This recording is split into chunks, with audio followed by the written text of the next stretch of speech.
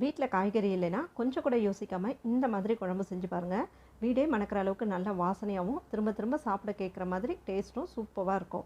இதை செய்யறதுக்கு first 2 table spoon வெந்தயத்தை பேனில் சேர்த்து நல்லா செவக்க வறுப்பட்டதும் ஆற வச்சு பவுடராக அரைச்சி வச்சுக்கோங்க. அடுத்து 1 டீஸ்பூன் எண்ணெயில் 10 போல் சின்ன வெங்காயம் சேர்த்துட்டு நல்லா பொன்னிறமாக வதங்கினதும் எடுத்து வச்சுக்கோங்க.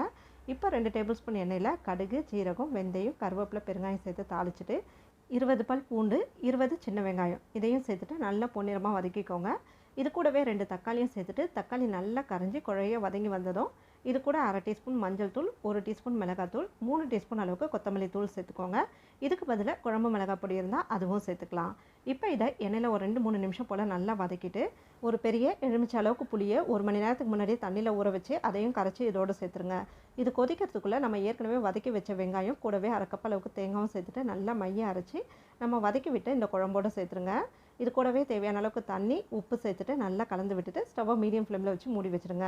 இது நல்லா கொதிச்சு குழம்புலேருந்து இந்த அளவுக்கு எண்ணெய் நல்லா தெளிஞ்சு வந்ததும் நம்ம அரைச்சி வச்சுருக்க அந்த வெந்தய பொடியில் 1 டீஸ்பூன் சேர்த்துட்டு கூடவே 1 டீஸ்பூன் அளவுக்கு பொடிச்ச வெல்லமும் சேர்த்துட்டு நல்லா கலந்து விட்டு உடனே ஸ்டவ் ஆஃப் பண்ணிவிடுங்க. இந்த வெந்தய பொடி சேர்த்ததும் குழம்பு அவ்வளோ ஒரு வாசனையாக இருக்குங்க. இட்லி, தோசை, சாதம் எல்லாத்துக்குமே இந்த வெந்தய குழம்பு டேஸ்ட் அட்டகாசமாக இருக்கும். ட்ரை பண்ணிவிட்டு சொல்லுங்கள்.